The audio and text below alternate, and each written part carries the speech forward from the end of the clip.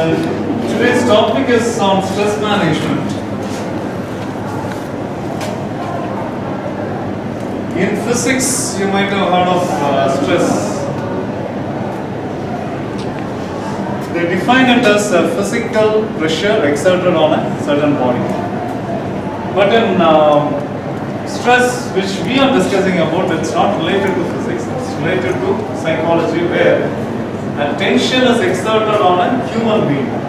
So here it can be a physical tension or a psychological tension. It may not be a physical tension only. It can be a physical tension or it can be a psychological tension. So a psychological tension which is exerted on your brain, or a physical tension exerted on your body. So when you are stressed, it means there is a pressure on you or a tension on you for which you cannot cope up with. So you are stressed, right?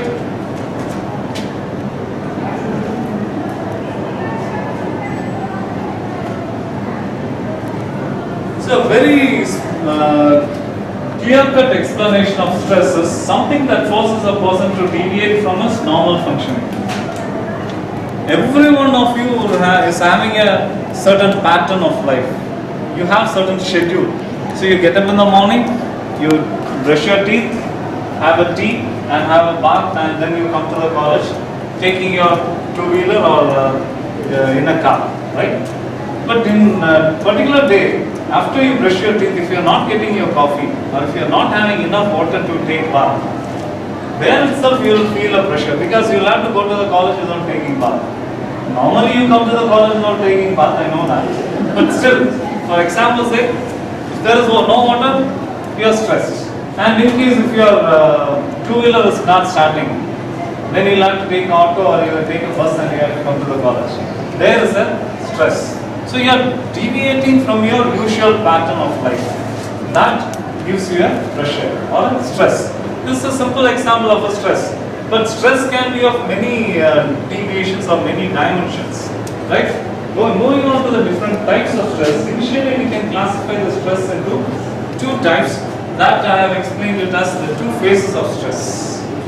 That is, one is good and another one is bad. That is the lighter side and the darker side of it. So initially I will divide it as eustress and distress. Stress is not always bad. Small amounts of stress is always good, because when you are coming to the college, every day you come to the college, attend few classes, chat with your friends, go back, put your bag in the corner, next day morning you can again take your bag, come to the college. So this routine continues. But someday when you are having your examination, so from 20th onwards you are having your third CA, your routine starts changing. So you will have to start studying. So when you start the studying, there will be a stress. When you are put to stress because of the examination, then you start studying. Otherwise you won't start studying. You will not be studying when there is no stress. So limited amount of stress is always good for the body or good for your psychological well-being, right? So that is called eustress. So I have explained it in the form of a green line, which is called the comfort zone, where you have limited amount of stress and you can work hard and you can do wonders. But when your stress crosses that limit, it is called distress, where you are put to exhaustion, ill health, and finally you break down.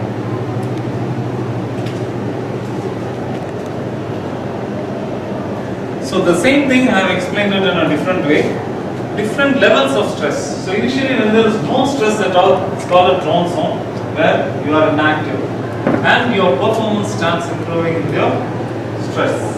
When your stress improves, you start improving your performance, and finally when the stress reaches its peak, that is the end of your eustress. There it is the creative calm, and then finally it starts coming down when there is distress, which is fatigue. What is this fatigue? It's a tiredness and ill health. Finally panic and anxiety. Anxiety is a kind of tension again. So there are different different levels. And there is another way of classifying stress, which is the good stress as well as the bad stress. So what is this good stress? Normally, in kind of good stress, you end up in a situation where you have satisfaction. So kind of you go for a tour, you arrange for the tour, there will be stress. When you have a marriage at home, you make the arrangement, there you will be facing stress. But finally when the marriage is over, or when the tour, you are taking off on the tour, or when you have a seminar, where you have to take a seminar in the class, there will be tension. But once you do the seminar in a satisfactory manner, the stress will be over. Finally, you will be having the satisfactory feeling. But in the bad stress, it's long-lasting, and it is normally a very bad form of stress, where you will be losing some of your close relatives or friends, or there will be some disasters like earthquake or some flood. So, in this kind of stress, you will have bad effects, and it will not come to an end that easily. And the best way of classifying stress is classifying it into three categories, which is acute stress, episodic acute stress, and chronic stress. So what is this acute stress? This is also short living stress. Say the example is like when you are going to some office or some marriage or somewhere, and your car breaks down on the way, or you have a project in your office which you have to work hard or extra hours and you have to complete that project. It is too much for you, it is too much beyond your capacity. Or you have your examinations, and in some cases like you go on a giant wave. Have you seen this roller coasters? I don't think you have seen roller coasters in our place, so you've seen giant waves. So when you are going for a ride, you will feel the stress, right? But it is short-lived. Once it is over, you are free, you are happy. So here also, finally you will be happy. When you complete your project, when your car is fixed, or when you complete your examinations, you will be very happy, right? The second one, or the symptoms of this, let me explain the symptoms of this. So here you will have anger. Suppose your car breaks down, I kick the car, right? So we have anger. Anxiety again, that is the irritation. Irritability. So both are almost the same. And there will be some depression, right? So these are the emotional distress symptoms when you have acute stress. And there are some physical problems like headache, shortness of breath, heart palpitations, and your stomach gets upset. Of course, if you have taken a ride in the roller coaster or if you have taken a ride in the giant wheel, you might have experienced this. A dizziness, okay, and your stomach, gets upset. So that kind of feelings you will be getting, which are physical. And the second type of stress is episodic acute stress. So this is called as episodic acute stress. So this is acute stress, but for certain people it becomes a little more effective. You might have seen people who are always tense. They are called worrywarts. They always worry. They worry about the examination, they worry about what is happening, they worry about what is happening to others. They always worry, they are called worrywarts. So these kind of people will be put to episodic acute stress. And when I have to discuss about episodic acute stress, I will have to explain about two types of personalities. Type A and type B personalities. Everyone in the class or everyone all over, they can be classified into type A category and type B category of people. Who's the type A category people? Type A category of people, they will have always a sense of urgency. They'll always be very much tense. They'll have the competitive feeling, and because of that competitive feeling, they'll try to complete the work very fast.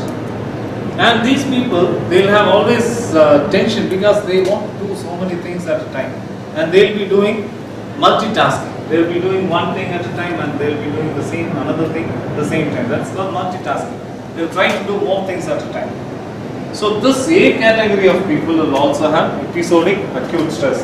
And the B category of people, they'll be calm, composed, but normally the B category of people will reach higher levels because they will always be very calm and they will be smart workers. Type A workers are hard workers, type B people are smart workers. Okay, right? So this episodic acute stress leads you to all the symptoms which you have in the previous one. In addition to that, here it will be going on for a longer period of time. Longer periods of intermittent depression, you will have heart problems and you will have emotional breakdowns. And the third one is chronic stress, which is a long-term stress, which you experience when there is some trauma in your life. It can be physical or emotional trauma, or it can be a marriage without happiness, a broken relationship. Suppose your lover goes away from you, right? And you don't like a job where you are settled and you don't like the job at all. And poverty, war, and all these kind of situations you are put to chronic stress. And because of this chronic stress, there is an extreme kind of stress where the symptoms are violence, because you find violence in South African countries. Why? Because of the hunger.